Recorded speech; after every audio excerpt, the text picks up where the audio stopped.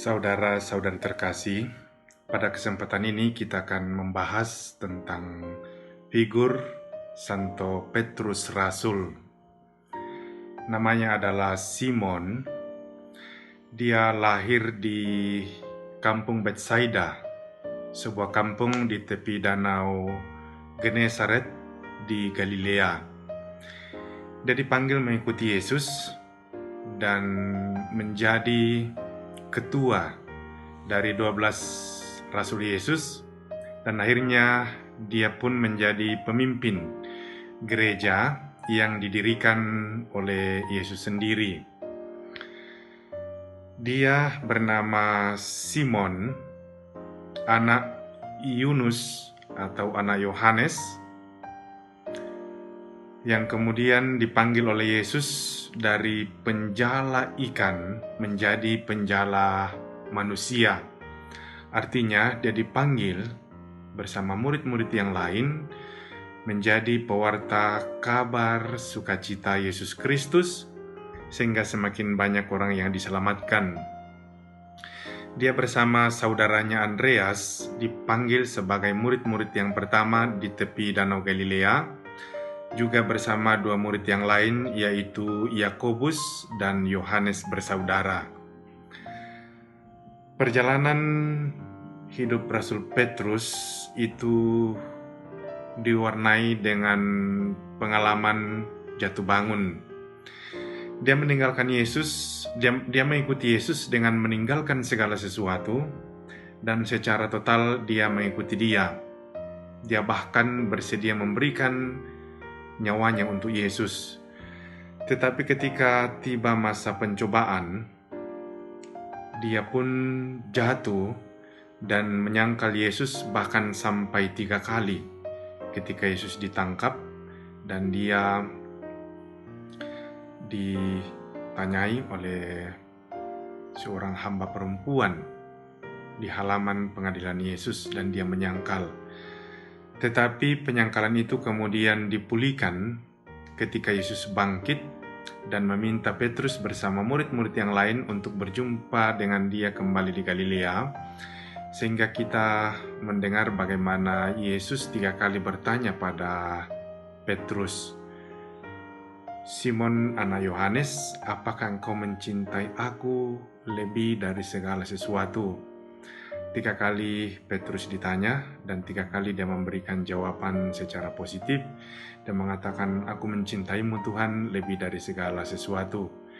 Setiap kali Petrus menjawab seperti itu, Yesus pun mengatakan, "Engkau gembalakanlah domba-dombaku."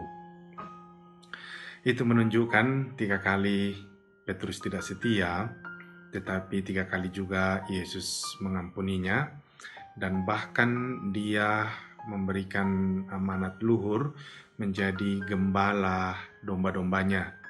Kita bisa bertanya, bagaimana bisa orang yang tidak setia, yang mengkhianati Yesus, masih diberikan kepercayaan oleh Yesus sebagai gembala dari domba-dombanya? Peristiwa ini menunjukkan kepada kita 2 hal. Yang pertama, panggilan itu bukan hanya dari manusia, tetapi terutama dari Tuhan sendiri.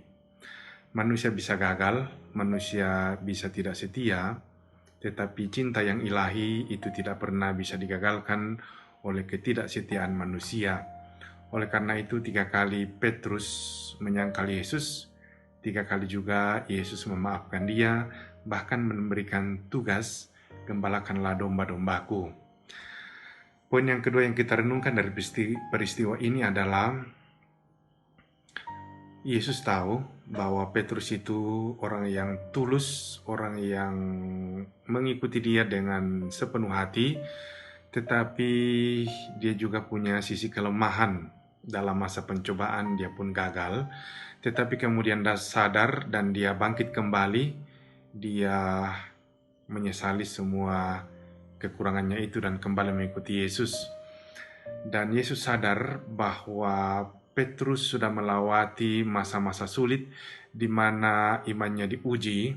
Dia pernah gagal, tetapi dia bangkit kembali, dan dipercaya bahwa Petrus mengalami kematangan atau kedewasaan iman kepada Yesus. Oleh karena itu, dia berpesan supaya dia pun bisa mendampingi atau membimbing murid-murid Yesus yang lain yang masih muda, juga masih muda dalam iman, yang bisa saja gagal dalam masa pencobaan, tetapi Petrus setelah melewati masa sulit itu, dan dia bisa menjadi pemimpin atau gembala yang baik. Maka kata-kata Yesus, "Gembalakanlah domba-dombaku," itu Yesus memberikan amanat bahwa Petrus, engkau sudah melewati lika-liku perjalanan iman ini dan engkau tetap setia pada saya, karena itu gembalakanlah domba-dombaku. Yesus jugalah yang memberikan nama Petrus kepada Simon Petrus itu, Rasul Petrus. Ketika di Kaisarea Filipi, Yesus bertanya siapakah identitas Yesus yang sesungguhnya, dan Petrus memberikan jawaban identitas Yesus yang sesungguhnya. Dia mengatakan, engkau adalah Kristus, engkau adalah Mesias, Putra Allah. Dan Yesus pun mengatakan, dan engkau adalah Petrus, di atas batu karang inilah aku akan mendirikan jemaatku, dan alam maut tidak akan menguasainya. Hal ini menunjukkan bahwa Petruslah yang menjadi dasar, menjadi pondasi dari gereja yang dibangun oleh Yesus sendiri. Dan kita tahu akhir hidup dari Petrus, dia menjadi martir di kota Roma pada tahun 64 Masehi pada masa pemerintahan atau penganiayaan Kaisar Nero. Dia menjadi martir dengan cara disalibkan secara terbalik di pinggir kota Roma waktu itu, yang sekarang ini adalah lokasi dari Vatikan sendiri. Konon kisahnya, ketika terjadi penganiayaan yang hebat bagi para murid Yesus di kota Roma, para murid yang lain mengatakan, Petrus, engkau adalah pemimpin kami, tinggalkanlah kota Roma ini supaya engkau selamat. Maka dia pun meninggalkan kota Roma, tetapi dalam perjalanan dia bertemu dengan Yesus. Dan Petrus bertanya, Tuhan, engkau mau kemana? Yesus pun menjawab, aku mau ke Roma untuk disalibkan kedua kalinya. Petrus pun sadar bahwa itu adalah vision dari Yesus, dan sekaligus sebuah amanah bahwa dia tidak akan boleh meninggalkan domba-dombanya. Petrus pun kembali ke kota Roma, dan akhirnya memang dia ditangkap dan kemudian dimartir dengan cara disalibkan.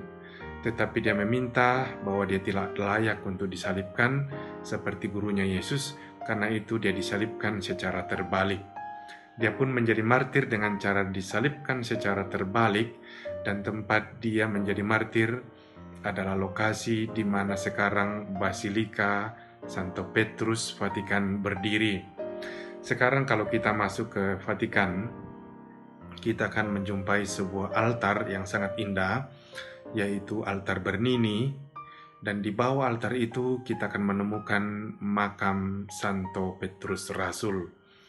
Oleh karena itu, kata-kata Yesus, di atas batu karang inilah aku akan mendirikan jemaatku, dan alam maut tidak akan menguasainya, menjadi tonggak perjalanan sejarah Gereja Kristus, di mana Rasul Petrus menjadi gembala pertama, atau biasa disebut sebagai paus pertama, yang menjadi wakil Kristus di dunia ini untuk mewartakan kabar sukacita keselamatan Allah sendiri. Pesta Rasul Petrus selalu diperingati setiap tanggal 29 Juni. Biasanya dirayakan dua tokoh utama dalam sejarah gereja, yaitu pesta Santo Petrus dan Paulus sebagai dua pilar gereja Kristus. Saudara-saudara terkasih, semoga informasi singkat ini bisa memberikan kita sedikit gambaran wawasan tentang Rasul Petrus sebagai ketua dari 12 Rasul Yesus sekaligus sebagai paus pertama dalam sejarah gereja. Tuhan memberkati kita.